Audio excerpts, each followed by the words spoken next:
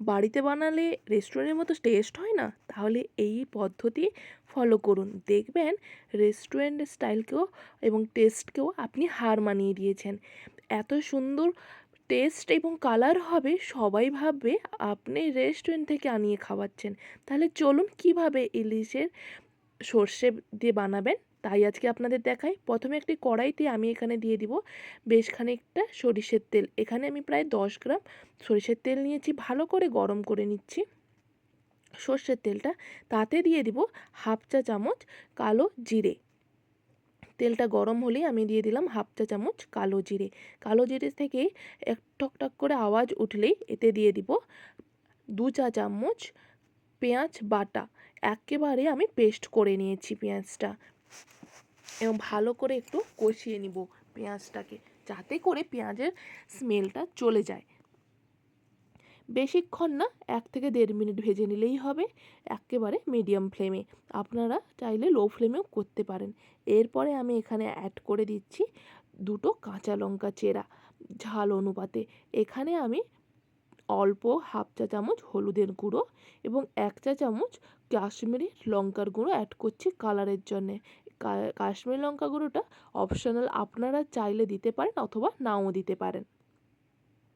এবং ভালো করে আর দিয়ে দিব অল্প একটু লবণ, মশলা থেকে তেলটা যাতে তাড়াতাড়ি ছেড়ে যায় এই কারণে।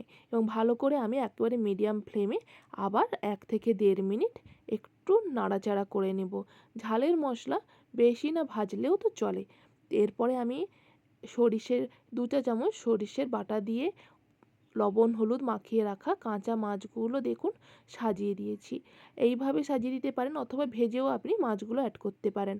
উপর থেকে ছড়িয়ে দিব কুচিয়ে রাখা পাকা টমেটো এবং কিছুটা আবার কাঁচা লঙ্কা। আপনারা চাইলে এটা পুরো কাঁচা লঙ্কাতেই করতে পারেন এবং সব মশলা অথবা বেটেও দিতে পারেন। এটা চটজলদি রান্না হয় এবং খুব টেস্টফুলও হয়। আপনাদের যদি তাড়াহুড়ো থাকে অথবা সময় কম থাকে, এই রেসিপিটা একবার বাড়িতে ট্রাই করে দেখবেন। দেখুন 15 মিনিট আমি ঢাকা দিয়ে রেখেছিলাম, ঢাকনা খুলেই এতটা পরিমাণ জল বেরিয়েছে মশলা থেকে। এবং দিয়ে দিলাম অল্প পরিমাণে একটু লেবুর রস, আর দিয়ে দিব 2 চা চামচ সরিষের তেল।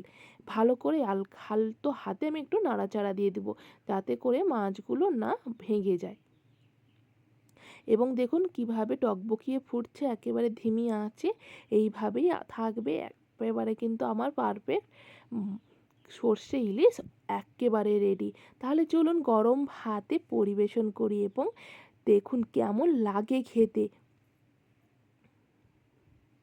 তো এইভাবে বাড়িতে তৈরি করে ফেলতে পারেন খুবই টেস্টি মুখরোচক সর্ষে ইলিশ, তাই না বন্ধুরা? তো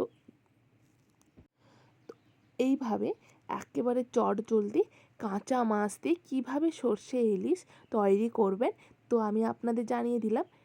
এইভাবে বাড়িতে তৈরি করে গরম গরম পরিবেশন করুন পরিবারের সদস্যদের। পরিবারের সদস্যরা তো একেবারে দিল খুশ হয়ে যাবে। দেখুন কিভাবে টকবকিয়ে ফুটছে, যেন জিভে জল আসার মতো উপক্রম। এরপরে আমি গরম গরম পরিবেশন করব সর্ষে ইলিশ। তো দেখুন কিভাবে একেবারে মাছগুলো একেবারে কত সুন্দরভাবে কুক হয়ে গেছে, কিছুটা ভাঙেও নি, আর গ্রেভিটাও কিন্তু একেবারে পারফেক্ট আছে।